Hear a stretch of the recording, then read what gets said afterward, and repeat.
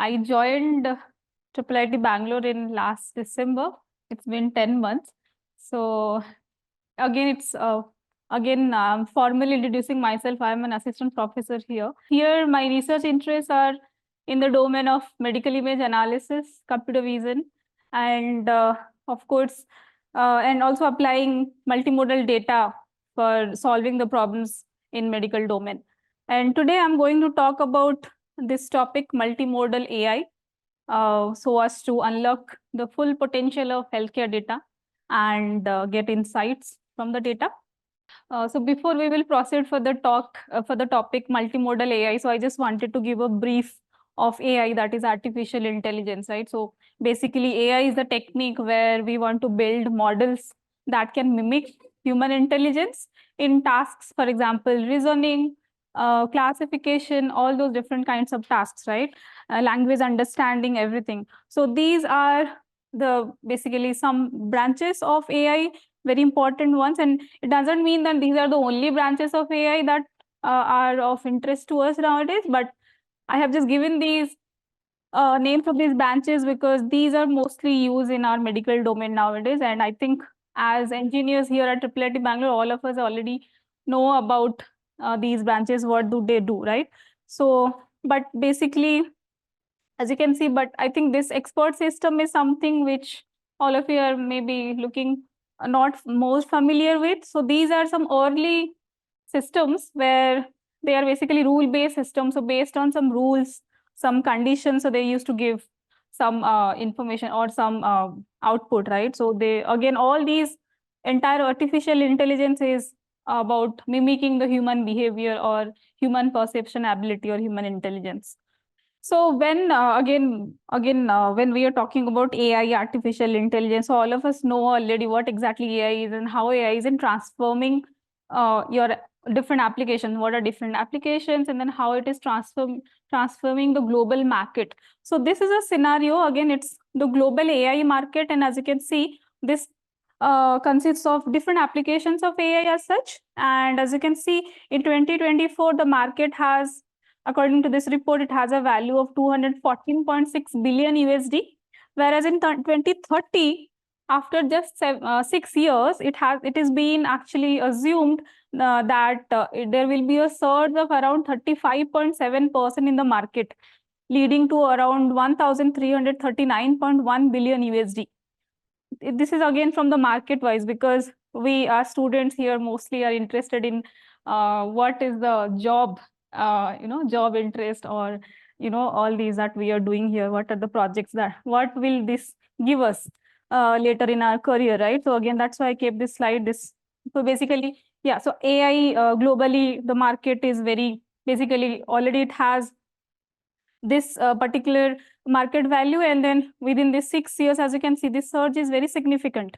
And we'll come to healthcare, because the talk here, it is about healthcare. So basically in healthcare, as per 23, this particular report, again, it says basically it's around 19.3 billion market size. It's again global market size, and it's from 2023. As you can see, it's not also a very small value, okay? And not just any different market size. Basically in healthcare also, global AI market is going to have a surge. And what are the directions that basically we are looking forward to? These are some of the directions. For example, diagnosis.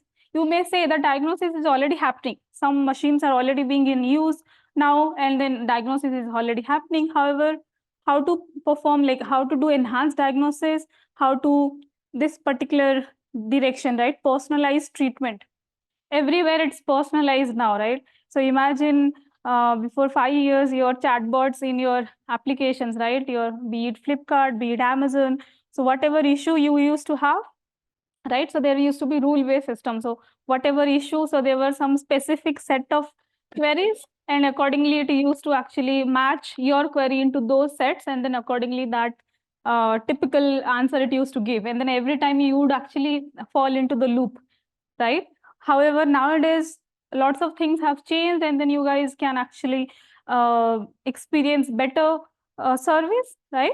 So this is called your, this is the personalized term is coming, and then personalized healthcare, personalized patient care, personalized treatment, personalized medication. This is something that we are aiming right now so that we can achieve in the next decade or something. And then also this whole thing will lead to improved patient care. And but why this is becoming possible? Because imagine before 10 years, before 20 years, before 2 decades, this was not possible, even in healthcare, right? So we used to feel whether we should actually trust machines.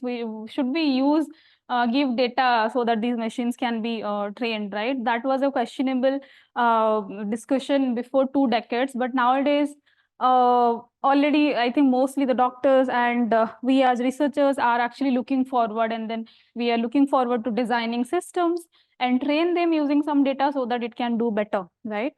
So, and mostly in Asia Pacific, the research for AI in healthcare is becoming possible because the government agencies are also giving fundings, and also there is data availability has become possible, as well as the computations. So these are some of the important key aspects because of which it has become possible, and in future also we are looking forward to it.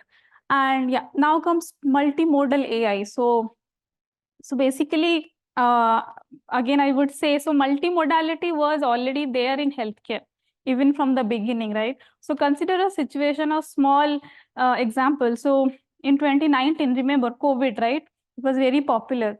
So when, have you ever, like, I think most of you have already taken the test, right? That was very common. We all had to do at some point of time, right? So they used to get the swab from the nose and also from the mouth, right?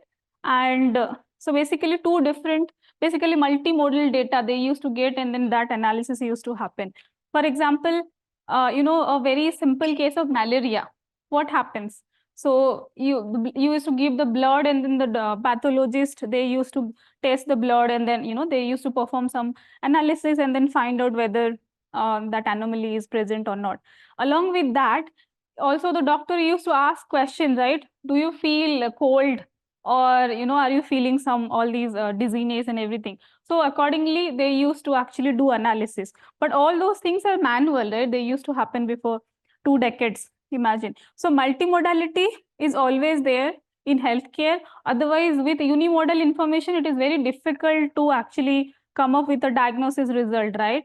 However, now that AI is coming into picture, and your like basically intelligent systems are coming into picture, till now multimodal AI, like not mostly they have become very popular, or they have not being realized nowadays, if you will consider. However, the aim is to integrate multimodal data, like for example images, text, or different signals, and then perform analysis. Okay, so the basically what is the advantage? It will integrate different holistic information. For example, what used to happen in your traditionally, right? The doctors used to ask you a lot of different questions. They also used to see the reports, right? And accordingly, they used to come up with the conclusion that when a particular disease is present or not, a particular anomaly is present or not. So again, I gave the example of a very simple scenario, right?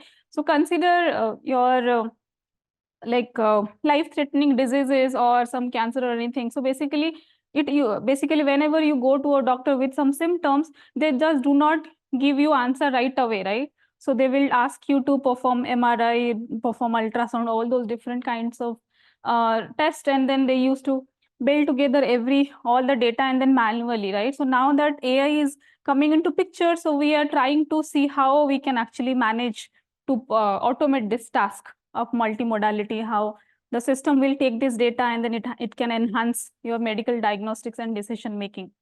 So these are some of the types of multimodal data in healthcare. So medical imaging, I think you guys are much aware about all these different kinds of X-ray, something I think all of you are very familiar with, right?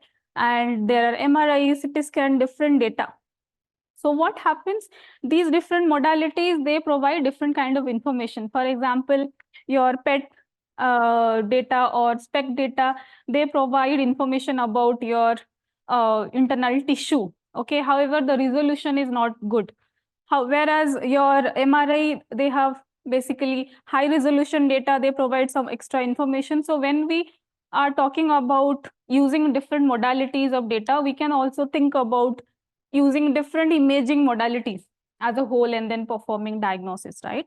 And also not that text data. Okay, so this is very straightforward, right? Nowadays we have all these instruments where your images are being extracted, you can capture the images. What about the text? So remember, I think nowadays you guys have not been aware about doctors actually writing the prescription, but we, I think, have that experience, right? So basically the doctors used to write handwritten prescription about the medication and about the findings that they have. And there is a very, this is a very famous joke, right? So the doctor's handwriting is only interpretable by the medical shop close to the clinic, isn't it? So what happens? For example, see, that is again hand character. So there is an entire field of research which is called optical character recognition or handwritten character recognition, that actually deals with recognizing these handwritten characters and then like digitizing the data. Okay, so those text data will come into picture, and patient records also, right? This is also, I think, something that we and all other professors here are much more experienced about, because nowadays everything has been digitized, right? Now all the doctors, all the hospitals, wherever you go, they will give you an unique ID, and then you have to register, right? Before, I think 3 decades, there was nothing called registration, isn't it? So basically the local primary healthcare centers you used to go, so basically they used to know you by your face or something. Otherwise, if they do not know you, so yeah, basically you have to give the past prescription if there is a continuous visit to the doctor. Otherwise, if you have forgotten to bring your past prescription, then your past data is gone, right? So but nowadays it's, there is a unique ID. So everywhere you go to any hospital, so they have a database management system. So you are given your name or email ID, all those informations are given. You give any ID, even be it your unique ID or name or email ID, so your entire database will be shown digitally, right? So digital patient record. So this whole thing is coming under something called electronic health records. Okay, this is being maintained. And also this thing, wearable sensors. So yeah, all of you are using smartphones, right? So, and there is a very basic, whenever you are going to buy a smartphone, so you see whether it is actually capturing my sleep pattern or not. It is capturing the heart rate, all those things, right? So there are sensors present, and the sensors are so minutely actually detailed in these small devices that it can capture whether what is your sleep pattern, and then how much time you had a deep sleep, how much time like light sleep, all those details, right? And not only just that, oxygen levels, heart rate, all those, basically nowadays because of technology it has been made very impact. Okay, and then finally genomic data, so data related to DNA and gene sequencing. So why this is important? Again, because there are some diseases, right? So basically they are related. So if there is a person, a parent or grandparents, if they are somehow have this particular type of disease, it is very likely that a person will be is likely to get it uh, either later or earlier in life. So yeah, that's why this data is also very necessary. And yeah, this is again a representation of multimodal data for smart healthcare. Right now, it's just not healthcare, but how we can incorporate, multimodal data so that the healthcare now becomes smart, right? And yeah, not only just, so we talked about EHRs, electronic health records, medical imaging, wearable devices, sensor data, genomic data. What about these two things, behavioral data and environmental data? So for example, environment, right? So when we are talking about environmental data, pollution level, temperature, humidity, see, all those things will come into picture, and somehow they affect our health, right? So imagine before 20, 30 years, our parents, they used to stay, like the pollution level was very less. So a lot of diseases were non-existent at that time, right? Or, the frequency of those diseases are very less, isn't it? But nowadays it has become very common. For example, asthma, before 20, 30 years, the frequency of asthma was very less, right? Because the pollution level was very less, the water, your food quality, all those were very good. Okay. However, that's why your environmental data is also very important, and behavioral data. the stress level of a person, okay, and then whatever medicine is being prescribed, whether the patient is taking it accordingly. And then nowadays doctors are also prescribing for walking or doing some exercises. Is the patient actually going through all those prescribed behaviors, right? And then all those, basically stress level is also affecting your health at certain point of time. So we basically not just medical imaging or wearable devices or sensor data, we need different kinds of multimodal data for our smart healthcare, right? But how exactly the AI system is going to, or AI is going to work? Is it just like, okay, just give all the data and then, okay, do something about it? Are we just going to tell the AI system, okay, do something about it? No. So the most important thing is these data, as you can see, so one question must be arising in your mind, right? They look different. So they are stored differently. The values are different. So images are basically, 2D or 3D data, whereas the sensor data are basically 1D data, right? They're numbers, and the ranges may vary. So the distribution of all these data are different, right? Not only just multimodal data, they have different distribution. How can one AI model can actually take these different data and then process? So we have to follow through a procedure called standardization or uniformization. We have to somehow try to come up with a uniform distribution so that all these variabilities can be addressed. Okay, and then we can maybe use some analysis. We can the model can do some analysis from the data and then come up with the solution or come up with the diagnosis, right? And yes, so now that we are talking about what are different types of multimodal data and then why it has become very important, and then because of that, why am I actually going? Am I talking about this particular branch of AI? Let's say multimodal AI, right? So what happens? Like we saw, so these different unimodal data, right? They have uh, some issues. Like basically, medical imaging is providing just one kind of information, whereas the text information, let's say, yeah, I will again give one example, right? So yeah. So I think I'm just going to bore you for next 2 minutes with one practical example.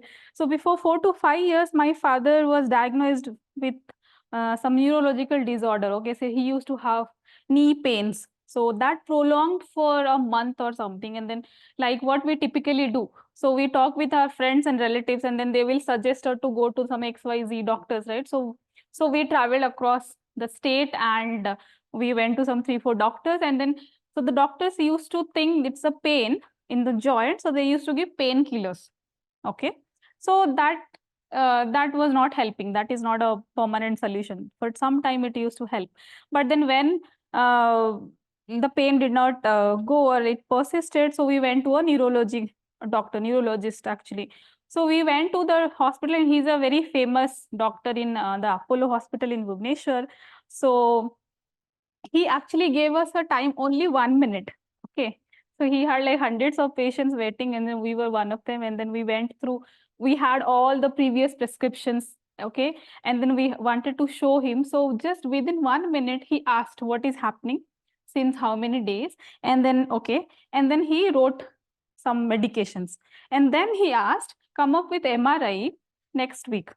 Okay, and then but take this start taking these medications. Okay, so of course we went, and we basically did MRI and everything. However, after taking the medication for 2 to 3 days only, his pain started reducing. Okay, and then again we went back with the MRI report. He looked at it, just one glance again, within a fraction of minute, and then he told, so we like asked, okay, do you want to give some other medication or changes? And he's like, no, whatever I was assuming, it's fine. These medications are fine, you can go, and then you come back after 3 months. So within a month, his pain was like, he was fine. Okay, so see, when we are talking about multimodal AI mimicking the human intelligence in case of healthcare, right? So what about, of course, we can, let's say, get some data, multimodal data. So what was the data? Let's say MRI was one kind of data, and the conversation that he had with my father and with me, that was another kind of data, right? Let's say multimodal data we are giving to the AI. Okay.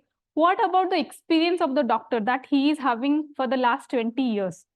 because see, within a fraction of minute, he actually understood what is the issue and then the medication he provided, right?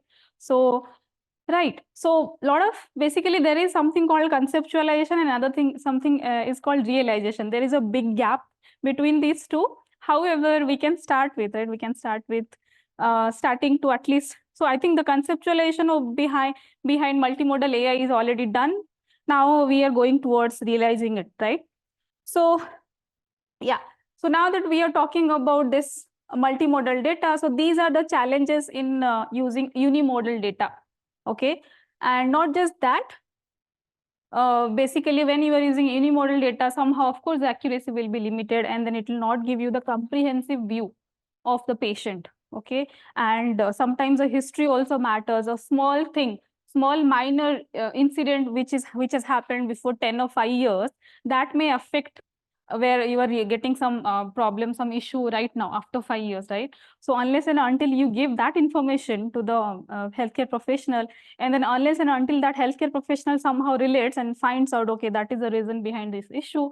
See, all these complications, all this holistic or comprehensive view is also very important. Okay, so now that we talked about types of multimodal data and then why they are important, what is the issue with unimodal data or one type of data, then we talked about how exactly it is going to do, right? How exactly it is actually going to capture the information from different data and then perform analysis.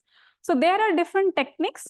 A very traditional way of performing multimodal analysis is actually fusing the data together and performing analysis. So these are the traditional methods people used to do it earlier. So I can maybe go show this particular approach.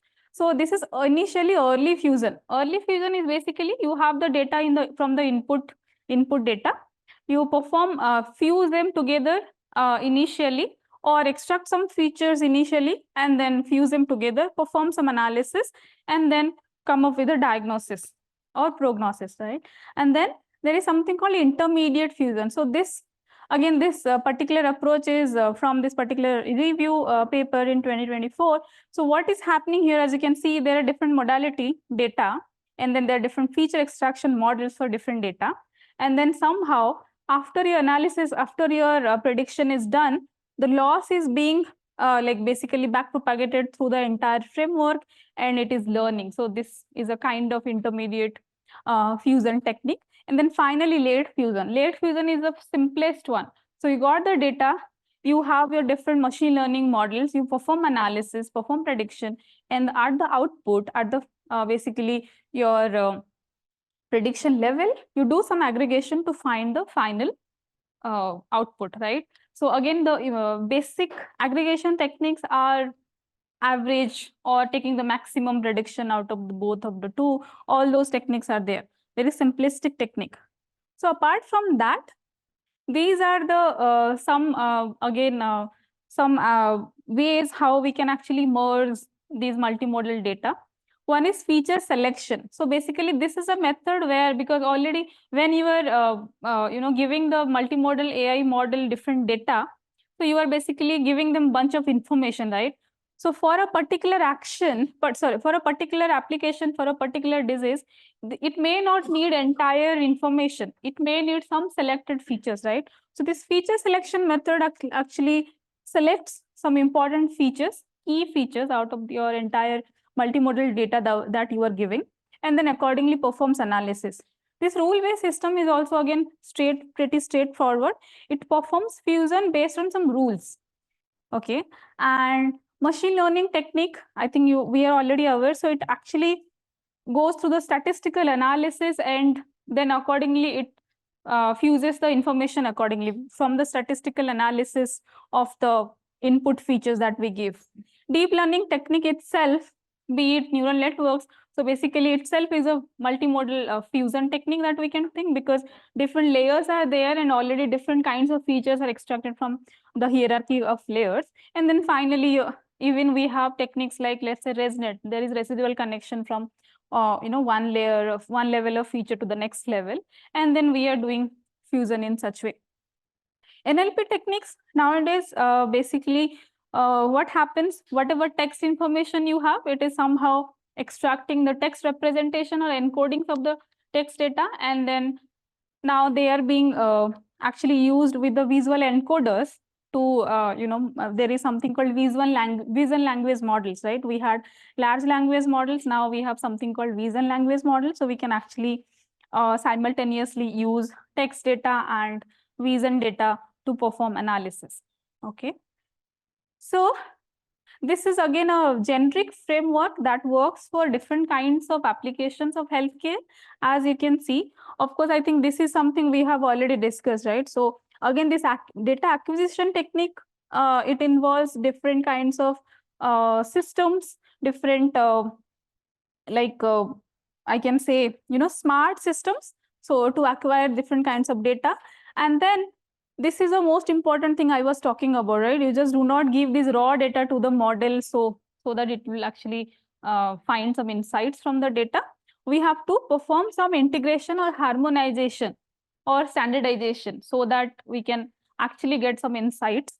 And these are some different fusion techniques. Again, this is another paradigm of fusion. So this is something that actually works on the basis of the context information.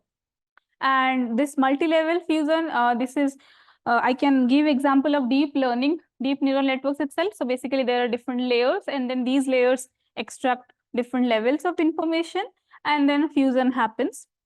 And basically we have these explainable fusion models that actually carry out fusion based on your so that it can provide some explainability to your entire process.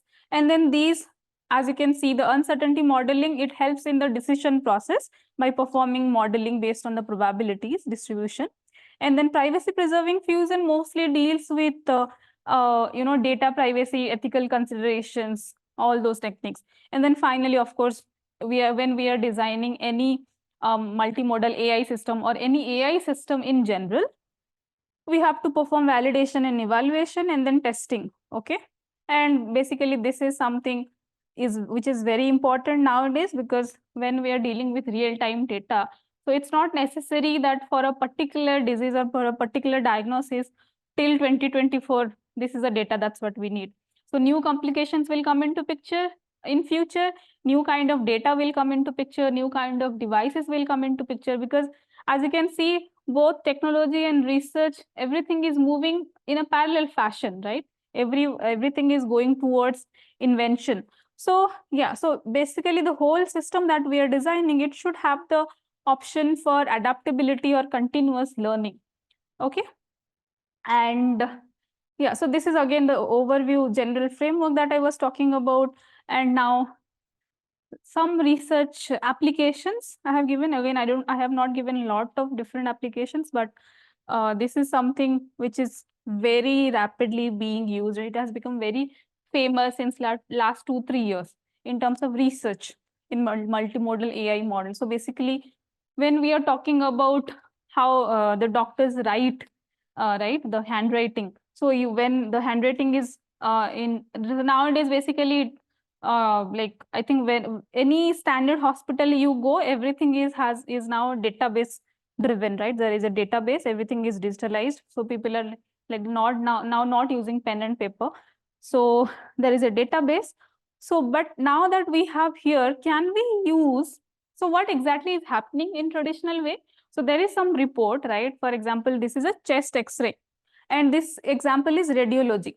So whenever you have some fracture or something, right, a mild fracture or something, so you go to a radiologist. So what they do, they will take some x-ray and they will look into it. They will talk about, like they will discuss the findings. They will try to find out what is the issue, whether it is a fracture or is it a hyaline fracture or it is something, right? So this is basically the finding, and then they will finally come up with the finding whether it is a fracture, it is just a hyaline fracture, it is just a small issue, not a fracture, right? So what is happening? Can we use the vision language models to actually give in this particular image? Can it actually give me the report? Okay. So this is vision language. That's why the input is, let's say, image, and then it is somehow giving the findings.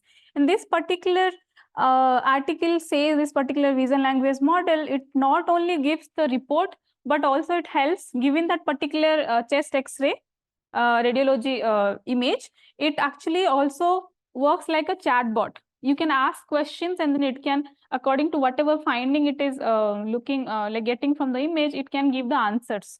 Okay. And so basically this is the one where this chatbot is being given and this is the report it is being generated. Okay. And so yeah, so this is one of the applications of multimodal AI, including where the inputs are images, medical images, and your radiology reports. Okay. And so basically this vision language model has become more popular in chest radiology, or so radiology, for example, and chest radiology in particular. Why?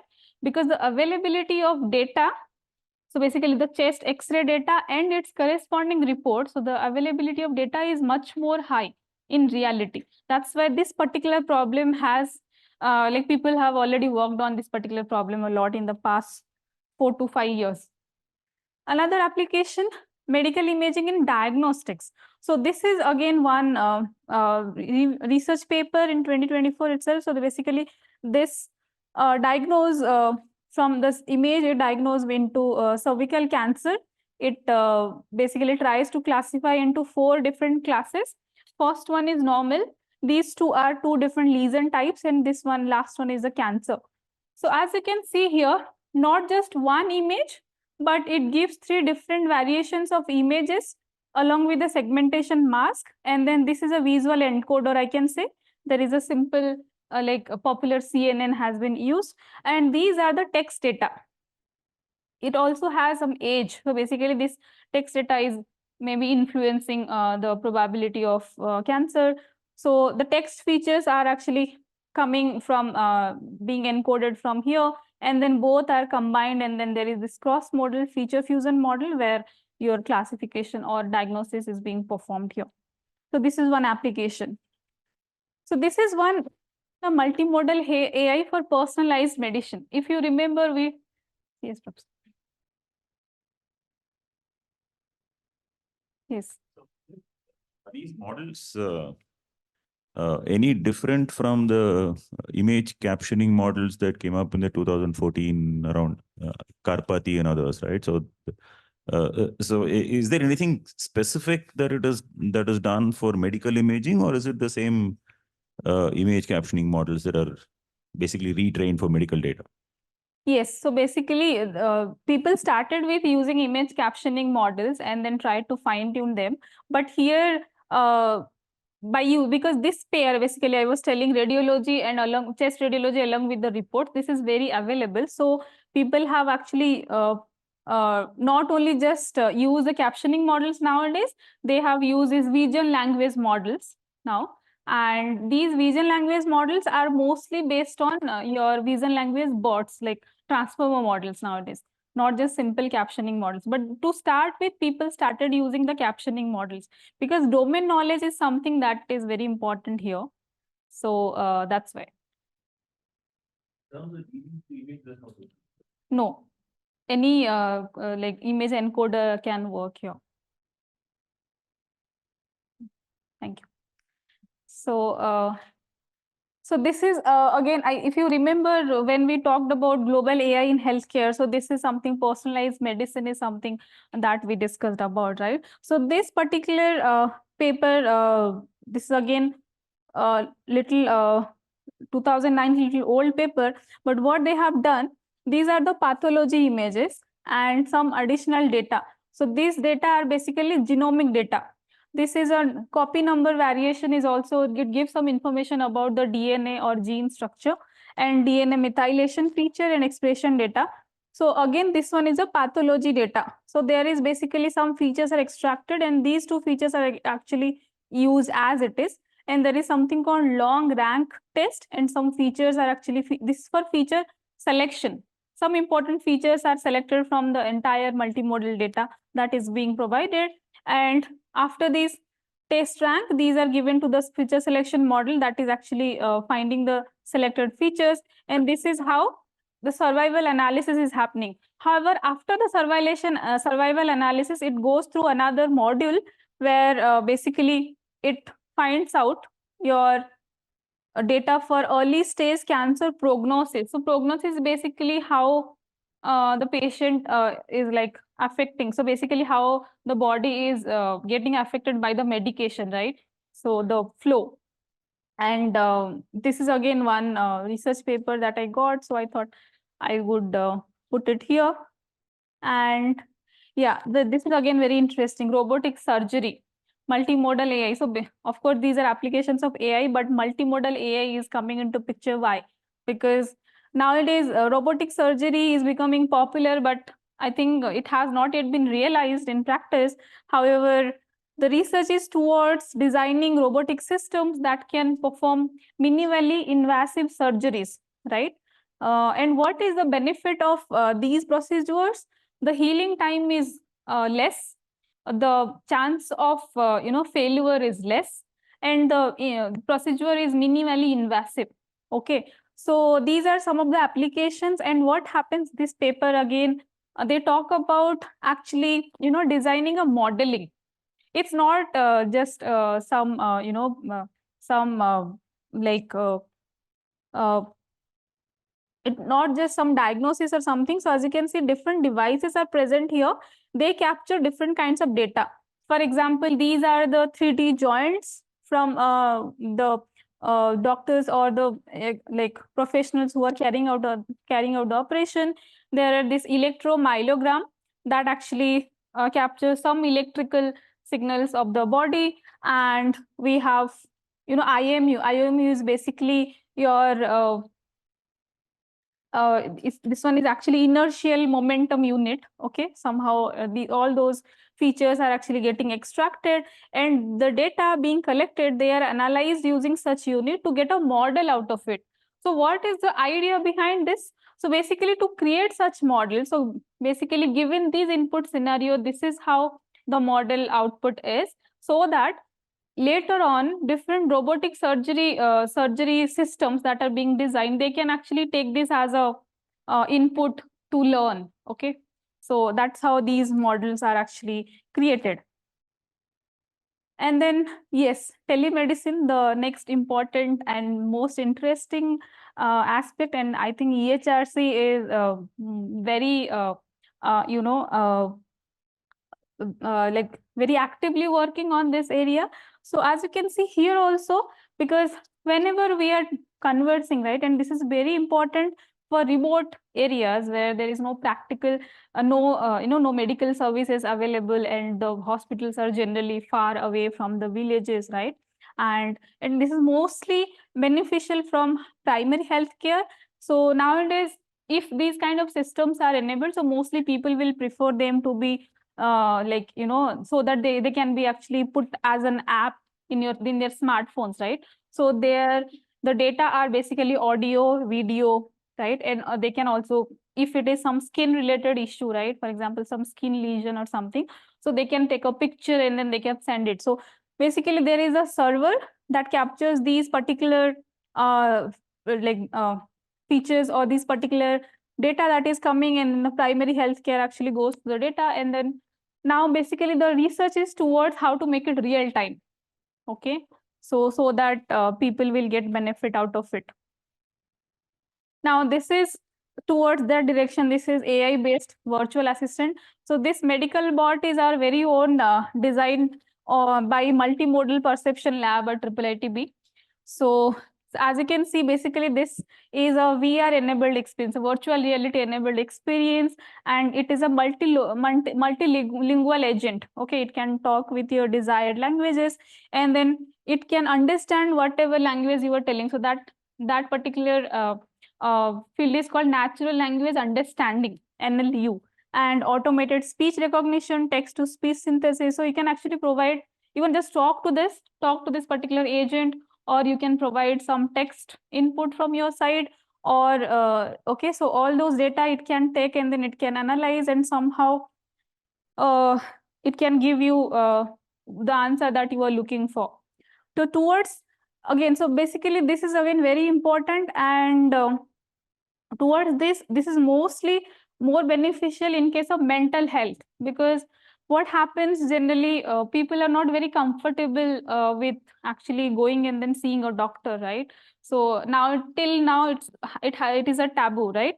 So what happens if these kind of systems can be used from their smartphone, so people will not be afraid to use it inside their from their phones, right? And then it can either give some help, some benefit in terms of mental health, or at least it can actually try to take away the uncomfortness that is there in people, right? So that it can actually help them as if a friend is listening to them, something like that, right? And yes, again, IBM has also recently developed this IBM Watson assistant. So basically, this is not just any assistant. It actually tries to find out the intent of the user, intent of the patient, and accordingly, it gives the answer. And not only that, here also, why it is coming under multimodal AI. So the input, it can either be text or voice. Okay, so any input it can take, and then it can analyze and give you the response. And yes, again, this is something I kept it here so that I can discuss more about the next slide. So again, this is a project that is already completed. It is a project for EHRC IIIT-B. So it is automated medical transcription from handwritten clinical notes. So we talked about the handwriting of the doctors, right? And so there is one thing called scanning the entire document. So previously, if again, you guys students, you must not be aware of this thing. So earlier there was no scanner in your mobile phones, in the smartphones. So we used to go to your shops, and then there will be big scanning machines, and there the scanning would be performed. It would take a lot of time also, and also the quality of scanning used to be also very very low quality. Okay. And then, but now this is one project, this is one research area where this handwritten recognition, handwritten text can be actually transcribed as a digital text. Okay, it's not just scanning it, but actually basically getting some digital text out of it. So it basically, this particular method not only needs your and then when you are talking about scanning, so basically you are giving the image, the PDF, right? So basically it's not just optical character recognition, but also some domain knowledge, right? For example, if there is no domain knowledge, so the words, for example, yeah. So for example, I faced this problem practically. So in case of our image processing class, for example, the word image and picture, in general, it is the same, right? Image or photo, it is the same.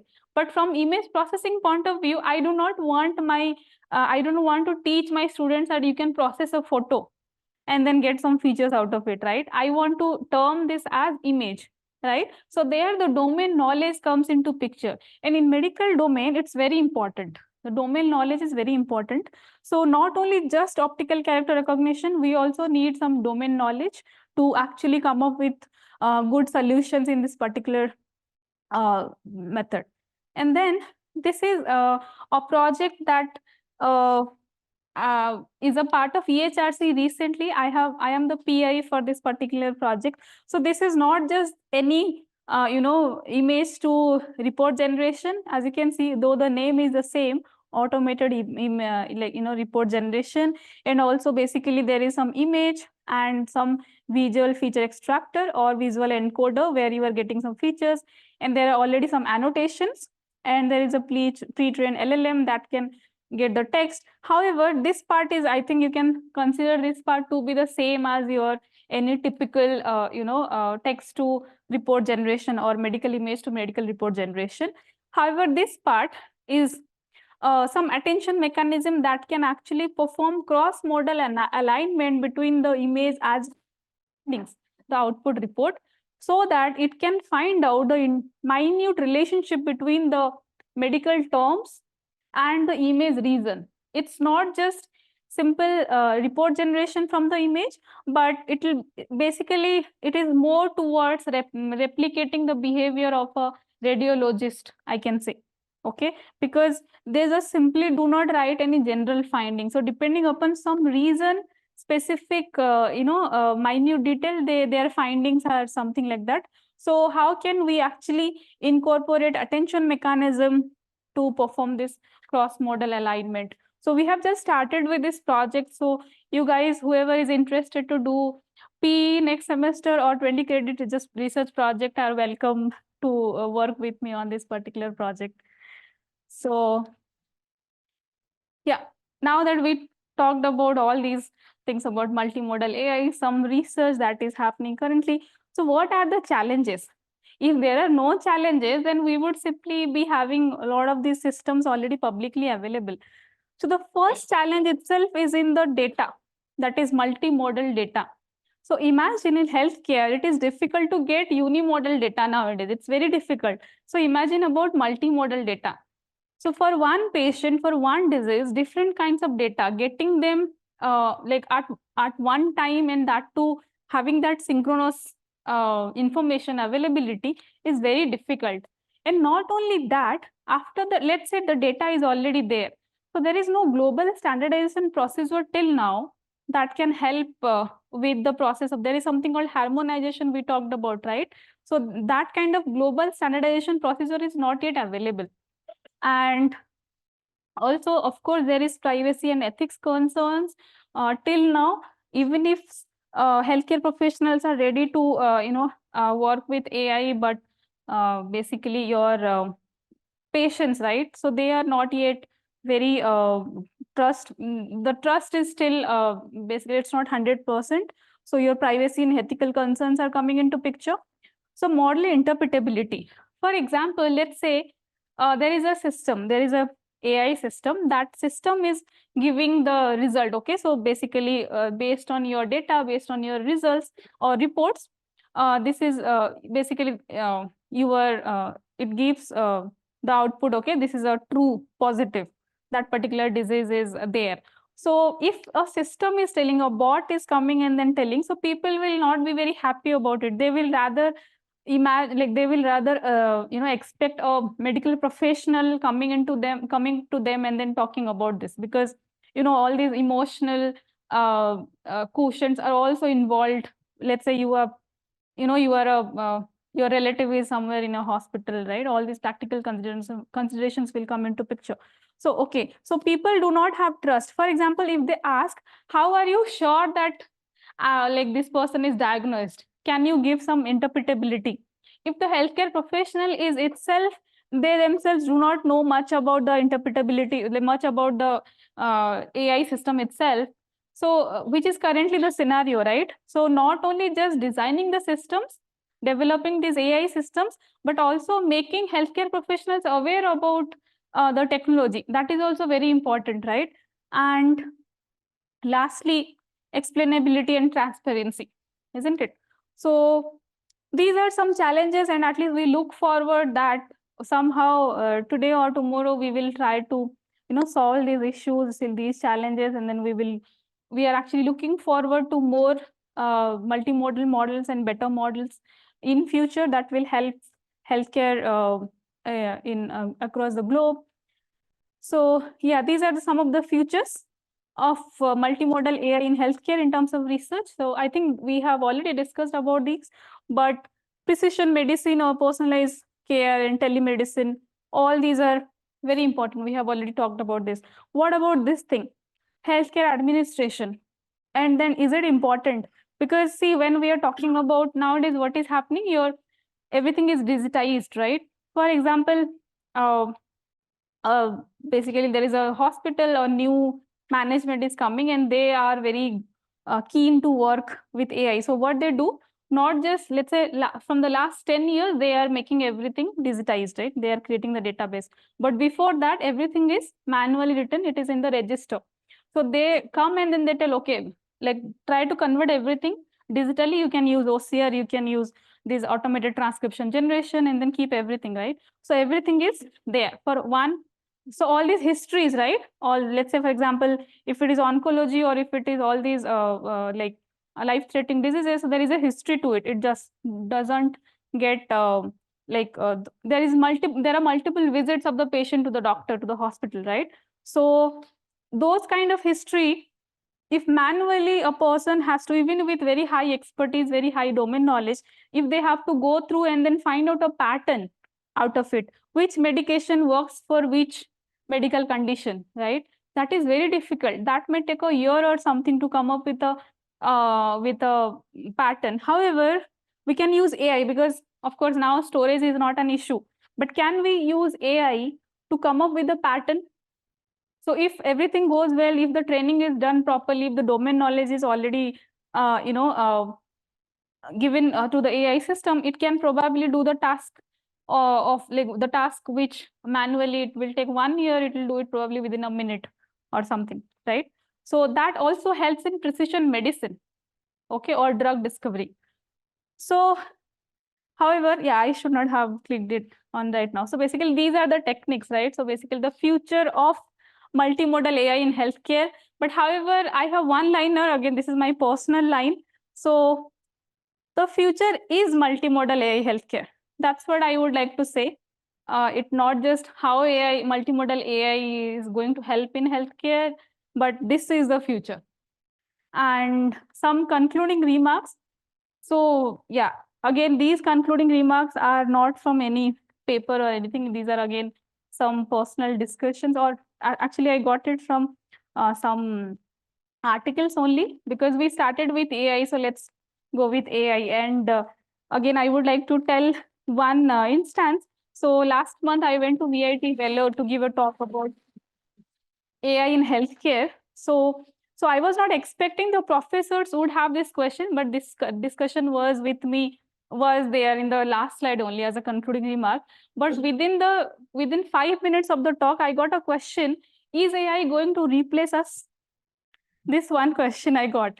So I was not expecting that I would get it before the conclusion. However, this is about that.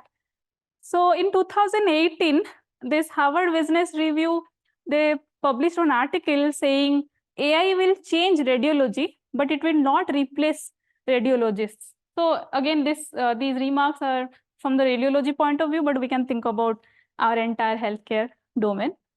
Then after 2018, we were struck by COVID-19 pandemic in 2019. And then I think most healthcare professionals got to know the impact of AI, right? Like even us, we had to actually completely transform the system in online mode, right? So in 2020, already COVID was already there. So this is an article from the emerging technology. So AI won't replace radiologists, but it will change their work. That's what they published. Okay. So what is exactly the meaning of it will change their work? So they want to basically tell, okay, it's not actually going to replace, but somehow it is going to change your work, change what we do. And in 2021, there was a survey with around 1,041 radiologists in some around 54 European countries. So according to the survey was about, they were asking questions about the fear of replacement. Okay, so around 48% of them were very, they had very positive attitude towards AI. Why? Because they had moderate to high level knowledge about AI. Rest 38% were actually, they had a fear of getting replaced with AI. And then after the survey, so basically they were the one who had very less knowledge, limited knowledge about AI. They just knew what AI is and they were afraid about that. So in 2024, we have this Journal of Medical Imaging and Radiation Sciences, more recently. So they mentioned that AI is not the only change that is starting to happening in the medical field. Okay. And more recently, in March 2024, NDTV had an interview with Dr. Atul Gawande, who is a renowned American surgeon. He is the global health chief of US Agency for International Development. He is telling doctors not using AI may end up getting replaced. So yeah, so that's what we are. So I can say this is the state of the art right now, AI in healthcare. So with this, we can at least think there is a very good future of AI in healthcare. There is a very good future for us as researchers, at least. So yeah, thank you. Unimodal versus multimodal, saying that multimodal is going to be more beneficial than unimodal. I have one basic question saying that if you look at machine learning traditional, with every dimension additional in the feature extraction, the system can only perform better or at best they remain the same. It cannot get worse. That's a very basic tenet of any pattern recognition problem. The feature dimension increases, the classification problem is going to get better or it's going to remain the same. The extra dimension is not going to affect in a bad way. So can you extend the same argument to multimodality in the early fusion to say that it's going to add to the dimensionality and it's going to make things better in terms of classification accuracy? Is that one way to look at the multimodality better than unimodality? Or is there such a result at all? Yeah. Thank you, Professor, for the question. So I believe, again, this is my personal opinions. I believe this is not very simple that give the input data from different modalities and then let it perform better. And then we cannot simply assume that without any, without getting any insight. So basically, if it is some issue, let's say oncology, right? So I cannot simply, give data such as behavioral data as input. So again, we will have to see, depending upon which problem we are going to solve, which accordingly the input should be actually complementary, giving complementary information. So there is this complementarity has to be there. Multimodality can make things worse if it's not integrated properly. I am not sure about that. It may because I do not think it would reduce the accuracy. It would actually stay there, let's say, because already one modality is something that we are very sure that this modality is going to work. So at least that much prediction, that much accuracy we are already getting.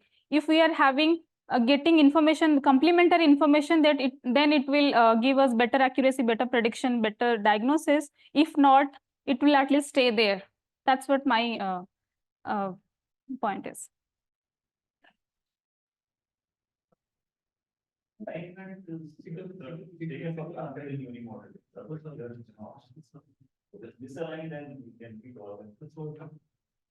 Yeah, so thank you very much for a very good, excellent presentation. So this question is about validation and accuracy of the models. So if we look at all the AI literature, whatever I have studied, most of these validations and accuracy are intrinsic in nature, right? So model improves on the previous methods, improves on the previous models.